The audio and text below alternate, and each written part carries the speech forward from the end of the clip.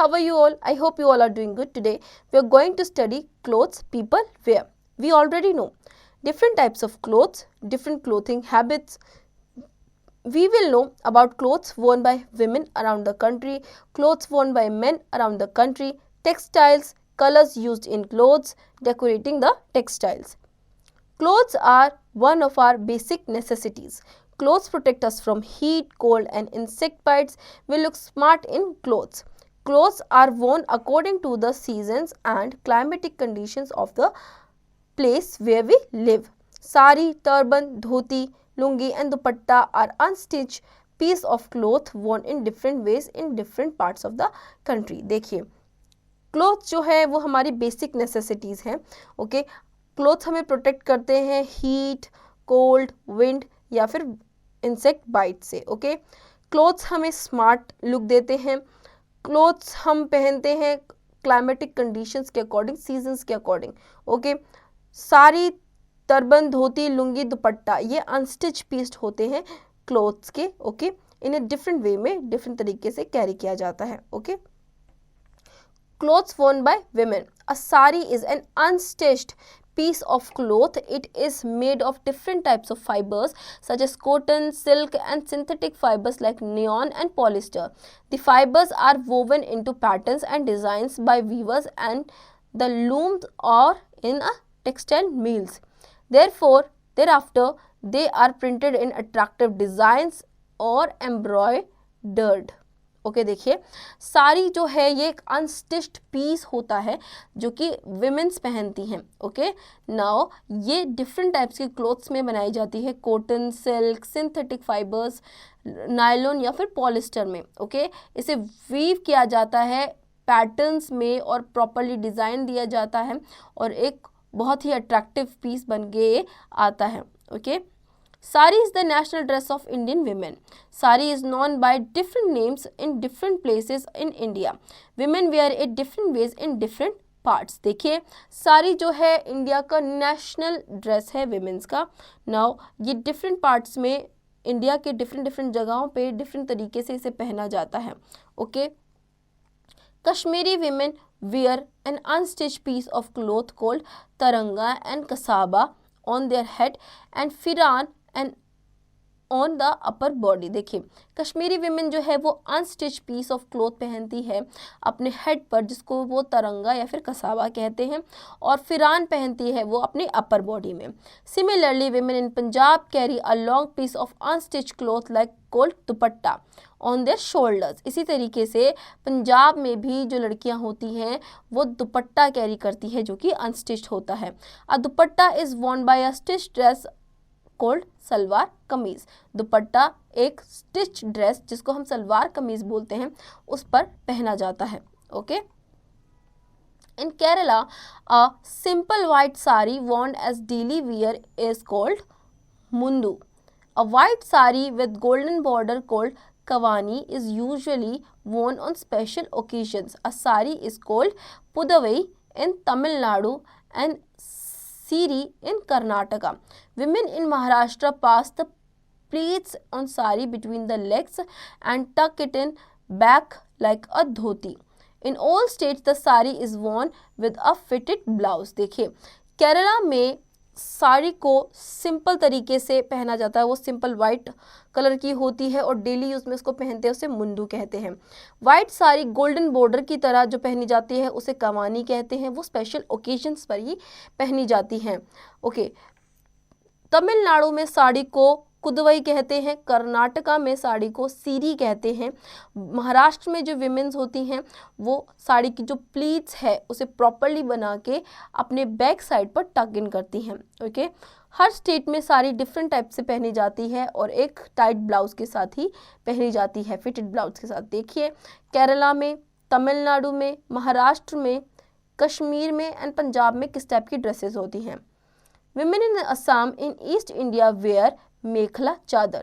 The chadar is a long piece of unstitched cloth worn like a sari with the blouse. देखिए असम की जो women है वो मेखला चादर पहनती है. चादर जो होती है वो अनस्टिच्ड क्लोथ होता है जो कि एक फिटेड ब्लाउज पर पहना जाता है. ओके, साड़ी की तरह.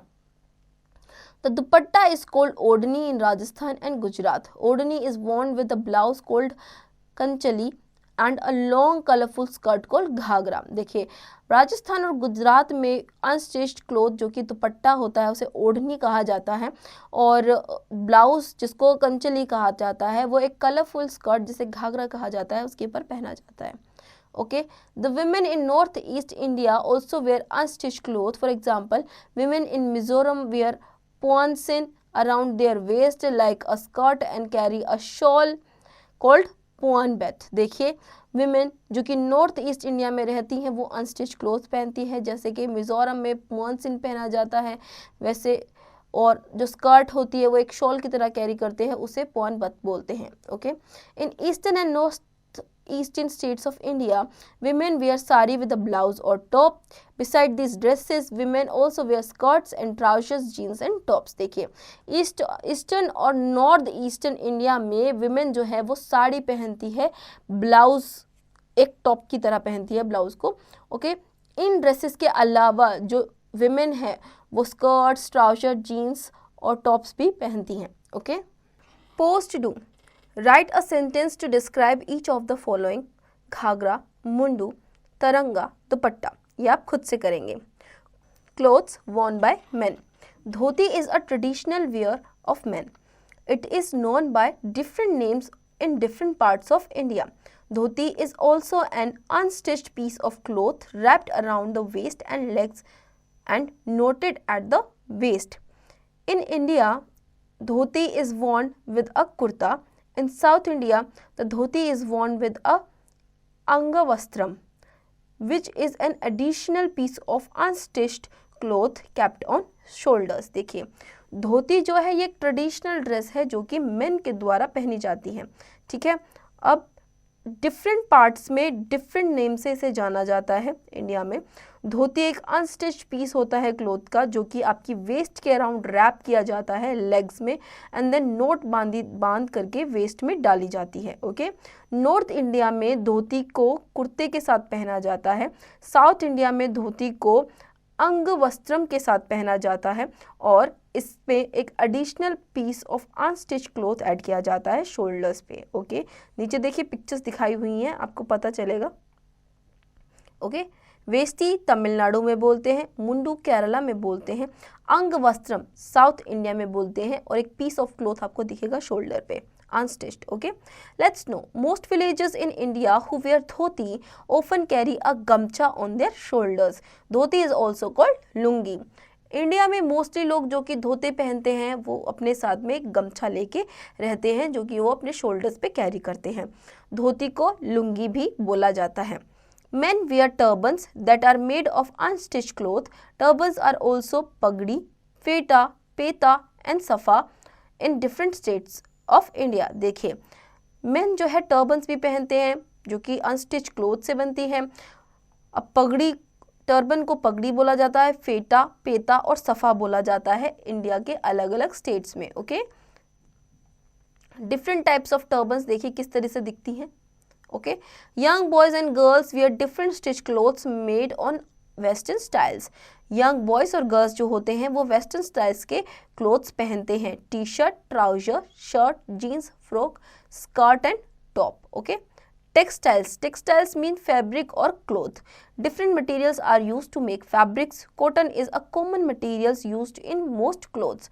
Jute and silk are used to make clothes. Many synthetic materials that are used to make textiles such as nylon, polyester, rayon, etc. Most fabric are made from fibers obtained from plants. देखिए textiles का मतलब होता है जहाँ से आपको fabric बनता है, क्लोथ बनता है। ओके, नाउ डिफरेंट मटेरियल्स का यूज़ किया जाता है फैब्रिक्स बनाने के लिए।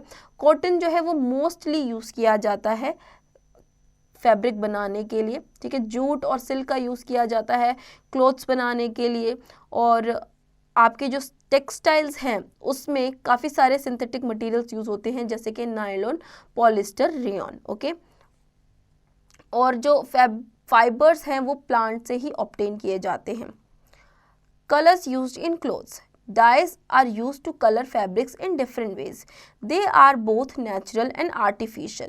Most of the dyes are obtained from plants. Nowadays synthetic dyes are mostly used. देखिए डाइज यूज की जाती है फैब्रिक्स को कलर्स देने के लिए. ओके नेचुरल और आर्टिफिशियल दोनों ही होती हैं.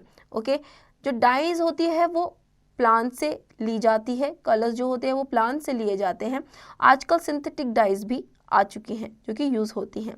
In fact, there are only 3 main or primary colors. Different colors are made by mixing these colors in certain proportion. Such colors are known as secondary colors. देखिए 3 main colors का use किया जाता है different colors बनाने के लिए. इन colors को हम secondary colors भी बोलते हैं. देखिए colored clothes are dipped in salt water to make them fast and permanent. Clothes are then dried in shade to avoiding fading. देखिए कलर्ड क्लोथ्स, जिन क्लोथ्स पे आपने डाई किया है उन्हें सॉल्ट वाटर के साथ डाई किया जाता है ताकि वो परमानेंट कलर उसमें हो जाए और उसके बाद उन्हें शेडी एरियाज में सुखाने के लिए डाला जाता है. ओके देखिए प्राइमरी कलर्स और सेकेंडरी कलर्स कौन कौन से होते हैं. प्राइमरी कलर्स जो होते हैं वो आपके रेड, येलो एंड ब्लू होते हैं. सेकेंडरी कलर्स होते हैं ग्रीन, ऑरेंज और वायलेट. देखिए ब्लू प्लस येलो से ग्रीन बनता है, येलो प्लस रेड से ऑरेंज बनता है, रेड प्लस ब्लू से वायलेट बनता है. Let's know the word indigo means the blue colour. Indigo neel dyeing is a centuries old fashion. देखिए इंडिगो का मतलब होता है ब्लू कलर, इसे डाई करने के लिए यूज़ किया जाता है.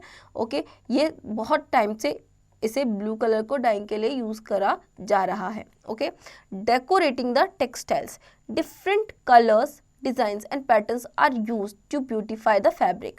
There are 2 ways to decorating clothes. Let us discuss about them. देखिए कलर्स, डिज़ाइंस और पैटर्न्स को डेकोरेट करने के लिए डिफरेंट तरीके यूज़ किए जाते हैं.